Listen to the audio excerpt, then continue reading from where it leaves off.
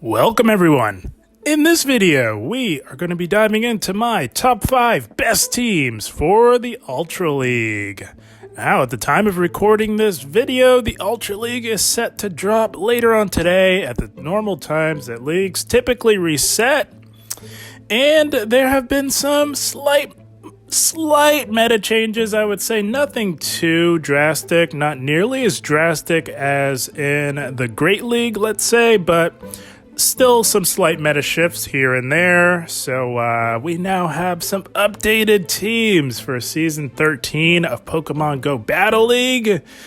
And they are some very strong ones, guys. So with all that said, let's have a look at team number 1. All right, my friends, here we go. Team number 1, a very powerful team for the Open Ultra League, and it leads with Giratina altered on the lead, Cresselia as your safe swap, and Cobalion in the back. So this team, quite powerful. All 3 of these Pokemon are very strong in this meta. And the reason why this team works really well and is very powerful is because Giratina as a lead is quite versatile. You have the ability to switch between Shadow Claw as your fast move or Dragon Breath, depending on what you're seeing a lot of. That's the flexibility of Giratina. Quite powerful in this meta. If you guys are seeing a lot of normal types, I would recommend going Dragon Breath. But generally, you do want to go Shadow Claw in this meta. So let's have a look at this scorecard here. And have a look at that, guys. Very, very strong scorecard for team number 1. You get a B for coverage. You get an A for bulk, A for safety, and an A for consistency. Amazing scorecard. Let's have a look at these matchups here. So, as I was mentioning, Giratina, very versatile on the lead. You can easily swap fast moves depending on what you're seeing a lot of at your particular elo. There are a lot of powerful normal types, and like I said, I cannot stress this enough. If you're seeing a lot of normal types, you're going to want to roll with Dragon Breath. So Registeel on the lead can be quite tricky, but all of its charge moves, all of its moves are resisted with the exception of Flash Cannon. So it's really not that bad, especially if you are running Shadow Claw. You can do quite well in the 2 shield on the lead with Registeel. That's one where you're going to want to stay in there and play out the 2 shield if at all possible. Kind of want to get rid of that Registeel on the lead. You don't want to risk it finding its way to your Cresselia. Pidgeot. This is one that you'll really want to keep an eye out for. And that's because Pidgeot is going to be much more widely available and maybe a bit more prevalent than we've seen in previous seasons. And that is just because Pidgeys were everywhere not too long ago. They were widely accessible in the wild, so I'm sure a lot of people have stocked up on those XLs. And if they study appropriately, they will know how strong Pidgeot's going to be in this new meta. It's actually currently ranked 3rd overall in the Open Ultra League. So, again, this is basically what fast move you want to run is based on what you're seeing at your elo. If you're seeing a lot of normal types like Pidgeot, Obstagoon on the lead, if you're seeing a lot of that, you're gonna want to make the switch to Dragon Breath. Otherwise, you just roll with Shadow Claw. Cobalion on the lead is gonna be just fine. Trevenant on the lead. Now, you do lose in the 1 shield, but if you encounter it on the lead, that's going to be in the 2 shield, and you have a clean victory over Trevenant in the 2 shield, and that's one that you absolutely want to win lead on for sure. The back 2, Giratina is your Trevenant answer on this team. That's how this team was constructed, as both of the back 2 Pokemon want nothing to do with the Trevenant. So you're going to want to stay in, take the Trevenant out. Swampert, you're going to do just fine in the 2 shield on the lead.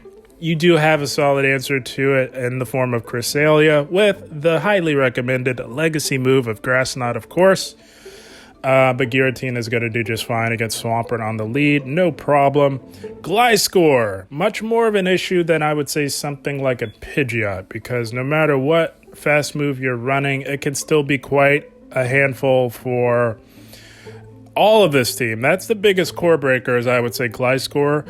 But the one glimmer of hope here is that it's not widely accessible. They're not nearly as prevalent in the wild as something like a Pidgey was.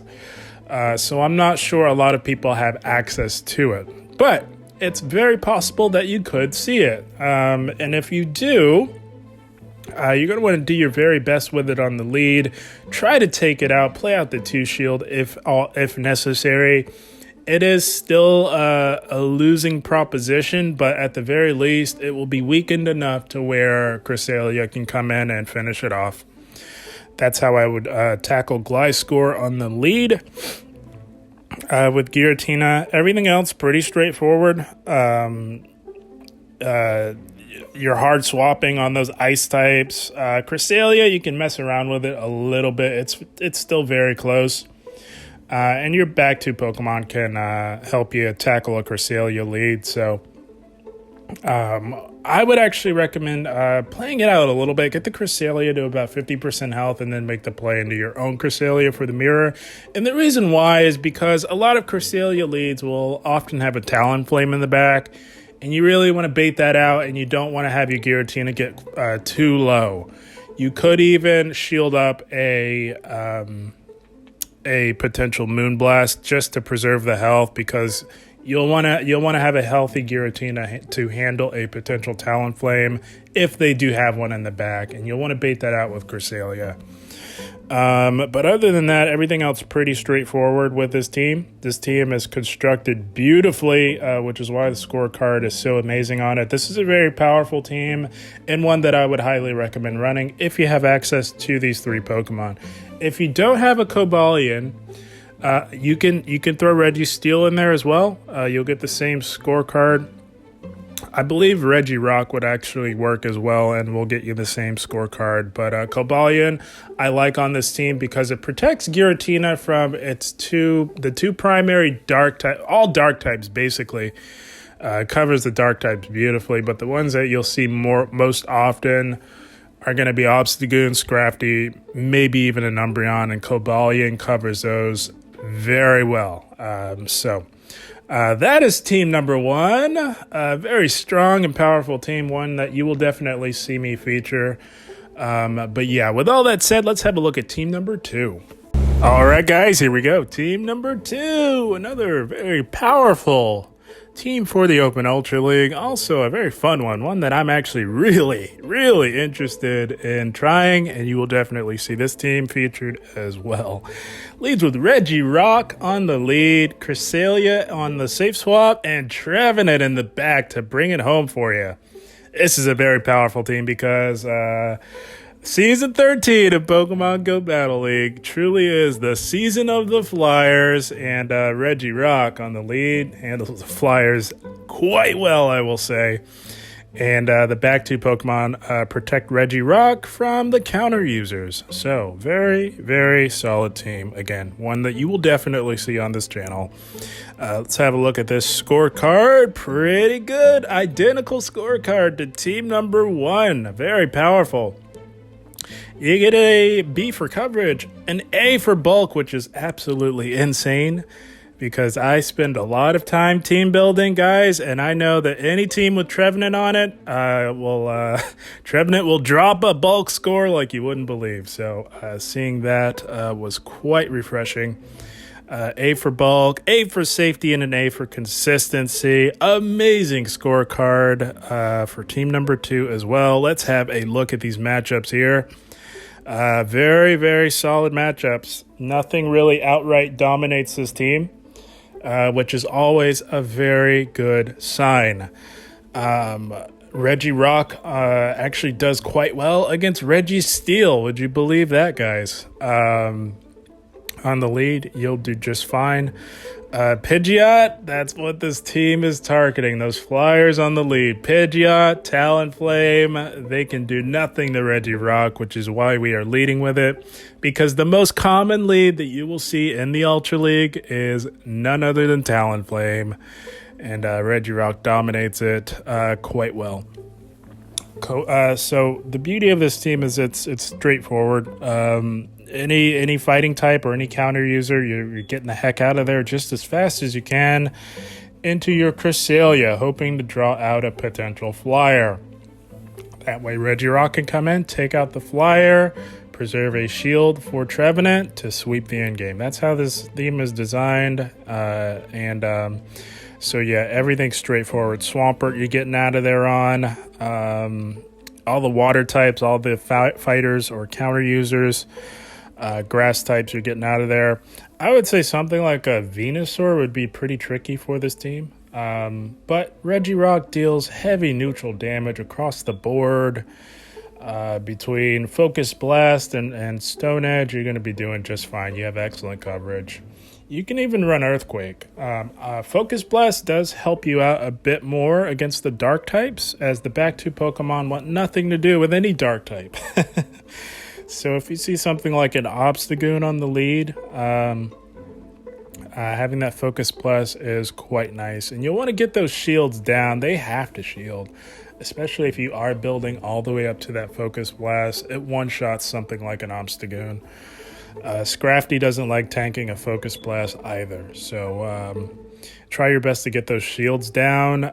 You will want to preserve it. If you do run into something like a Obstagoon or Scrafty, you'll want to get at least one shield. Really threaten with that Focus Blast and then make the play into Cresselia, because you want to draw out the Talonflame. You do not want to have a Talonflame locked onto your Trevenant.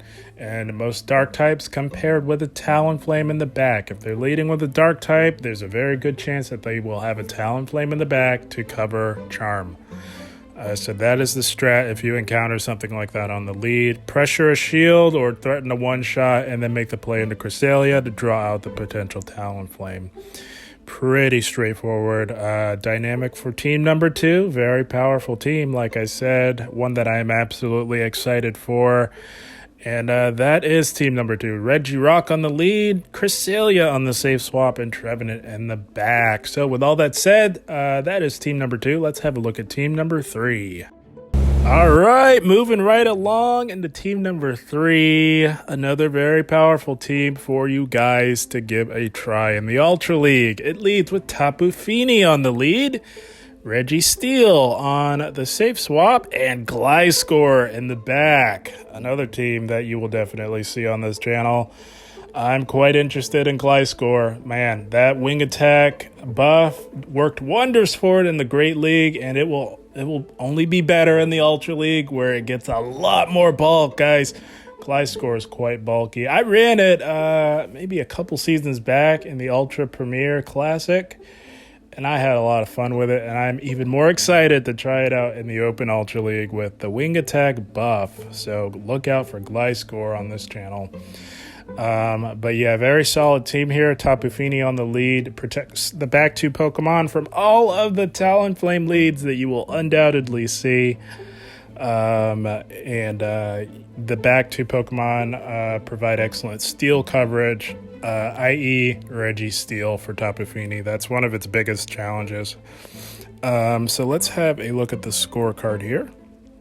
And not bad, guys. That's a very, very strong scorecard for team number 3. You get an A for coverage, an A for bulk, B for safety, and a B for consistency. Very powerful scorecard for team number 3. Let's have a look at these matchups here. Tapu Fini, always a very strong and reliable lead option in the Open Ultra League. You just want to keep it away from those Registeels and those grass types. Which is why we've got these back two Pokemon. If you encounter a Registeel, you're going to go into... You could chip and dip. It's a bit risky because you do get that Registeel and energy lead, and it's a little rough if you come into the mirror with a Regi that has the energy lead. But chipping that health makes it a lot more manageable, I would say. Gliscor thoroughly shuts down Registeel, so you do have cover for it in the back, no problem. Pidgeot on the lead. Again, that's another one. Here's how you play Pidgeot on the lead with this team. They're either going to debuff you or debuff themselves. So you want to stick around to see which route they want to go. If they want to debuff themselves, they're going to give you lead, which already puts you in the right direction. You can tank a Brave Bird, no problem, guys. It does a little over 50% of your health, and that is still plenty of health to give you something to work with your Tapu Fini. If they debuff you, you're going to swap out into your Registeel safe swap to perhaps draw out any potential fire types or fighters that they may have lurking in the back, and then you'll play on from there. So Pidgeot, not too bad for this team at all. The biggest problem is Trevenant. Trevenant core breaks the Tapu Fini Registeel core quite effectively. But again, the one shining light with Trevenant is it's not particularly bulky, so it does take a team effort. You're not going to want to stick around there. You can try and pressure a shield or health with a Moonblast. That's pretty safe to do.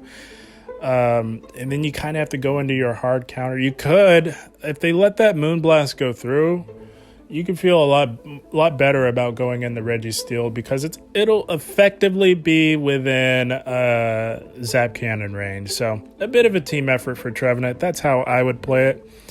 But everything else in between, very straightforward. Tapu Fini wins a lot on the lead, which is why I thoroughly enjoy running it. Virizion, much like Trevenant, breaks up the core quite a bit, but we don't see too much of Virizion. What we see more of is Cobalion, but if you do encounter one on the lead, I would play it the same way I would with a Trevenant. But yeah, everything else pretty straightforward with this team. Amazing scorecard, amazing team overall, and it leads with Tapu Fini on the lead, Registeel on the safe swap, and Gliscor in the back to close the game strong. So that is team number 3, and with all that said, let's have a look at team number 4.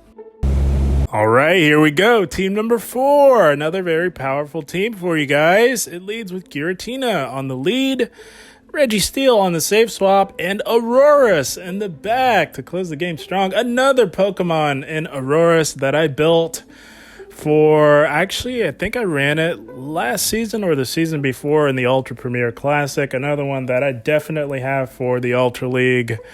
And my goodness, did it get a bump in terms of relevance with the addition of Meteor Beam added to its move pool.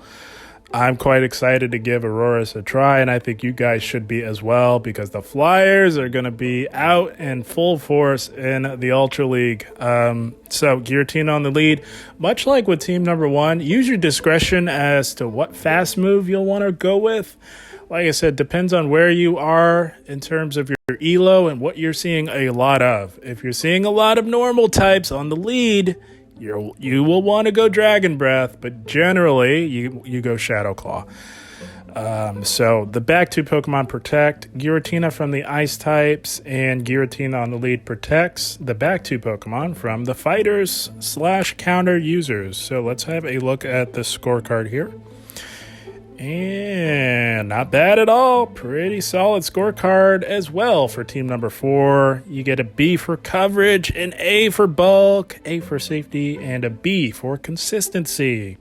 Let's have a look at these matchups here. So, just as in team number 1, you want to play those leads the same way. What I really wanted to look at was, what was it? Oh gosh, it escapes me now. But basically, you're gonna play the leads the same way. You want to take out all of those Swamperts that you're going to be seeing on the lead, and all the bad matchups like Gliscor.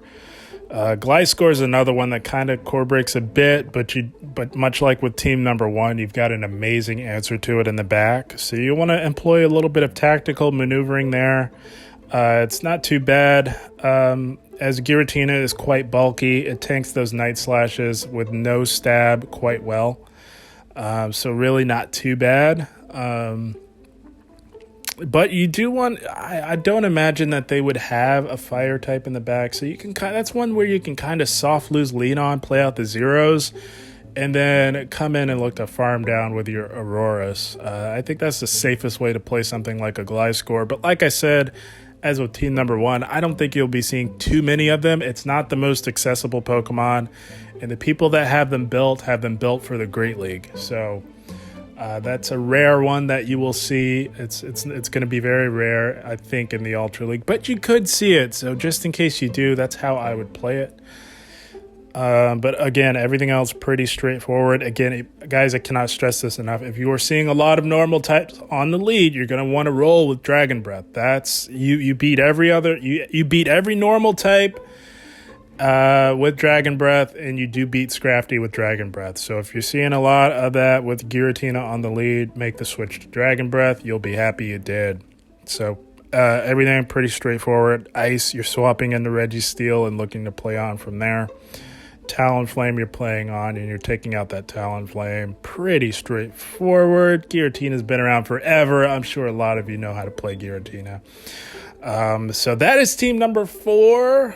Giratina on the lead, Registeel on the safe swap, and Aurorus in the back. Very powerful team, very fun team that I'm looking to give a try. So yeah, that is team number 4. And with all that said, let's have a look at team number 5. All right, my friends, last but certainly not least, we've got team number 5. Another very powerful team. It leads with Pidgeot on the lead, Regirock on the safe swap, and Cobalion in the back to close the game strong. This is a powerful team. All the moving parts complement each other beautifully. Sort of an ABB-style team, if you will. Pidgeot's going to protect the back 2 Pokemon from Trevenant. First and foremost, Trevenant is sort of a nightmare for the back 2, as well as Giratina. Giratina can be a handful for the back 2 Pokemon, particularly Cobalion. So Pidgeot covers Cobalion beautifully. I think it's going to form one of the stronger cores that you can run in the Open Ultra League. And Regirock on the swap, quite powerful. It's meant to draw out any potential Swamperts, I would say, or Trevenants. That way Pidgeot can come in. You're going to do as much damage, break through as many shields as you can with Regirock, and come back in with Pidgeot and get ahead on energy. That's how this team is designed. Let's have a look at these matchups here. Or excuse me, the scorecard. Not bad. Very solid scorecard for team number 5. You get an A for coverage, which is, in my humble opinion, the most important metric that you should give levity to whenever team building here. Coverage, I think, is the most important metric in terms of team building. As long as you have good coverage, you're going to be doing very well overall. Everything else, you get a B. You get a B for bulk, B for safety, and a B for consistency. Let's have a look at these matchups here. Very, very, very strong matchups for Pidgeot on the lead. Holy smokes. Is there anything that Pidgeot loses to on the lead? It doesn't look like it. But as we all know, when you're on the lead, you're in the 2 shield, and all of these victories for Pidgeot on the lead would occur in the 1 shield. But that doesn't mean that Pidgeot still can't do well. It's going to be doing very well for that matter. The combination of Wing Attack with Feather Dance gives you excellent baiting opportunities while dropping that attack. It's quite the snowball effect, I would say, for Pidgeot. And, of course, you can always threaten to do big damage with the Brave Bird, making Pidgeot quite effective in this meta, like I said. It is ranked 3rd overall. I have a decent one. I have not built it. I've kind of been holding out for a better one. I think mine is ranked 9, but I might have to build that one for you guys to give you some data on how Pidgeot can perform. But everything's straightforward with this team. You're swapping out on the things that you lose to, like ice types. Registeel you're swapping out on into your Regirock. You could even go into Cobalion. Cobalion can actually serve as a decent safe swap option, has excellent coverage with Stone Edge. So you could really safe swap into either one of these. I like Regirock just because it has a little bit more versatility. But everything's straightforward with this team. Stunfisk be a bit tricky, but you can fight back with Regirock. That's not one that you'll want to stay in on. And you don't want to bother debuffing it either because they're just going to swap to clear that anyways. So do not debuff steel types, guys. It's a waste of energy. But with Stunfisk, again, you have the coverage for it between either Focus Blast or the Legacy Earthquake. I do generally like Earthquake in most circumstances. That's usually what I roll with. It's more energy efficient than Focus Blast, which means that you can spam it a lot faster. And between Stone Edge and Earthquake, there's not much that can really run from that type of coverage. So yeah, that's team number 5. Very straightforward team. I'm not going to draw this out too much longer. Amazing scorecard for it. And that about wraps it up, my friends, for my top 5 best teams for the Ultra League. It's going to be a lot of fun. I'm going to see some new faces here and there, but not too much overall. Not nearly as drastic as the Great League was. But yeah, should still be a lot of fun nonetheless. There will be one final hoorah in the form of the final Ultra Premier Classic as well, running alongside the Ultra League. So if you guys get tired of the Ultra League, you can give the Ultra Premier Classic one more go before it is gone for good. But yeah, should still be a lot of fun overall. But guys, I had a blast. I hope you all enjoyed. As always, I thank you for watching. And keep up the grind. Thank you, guys.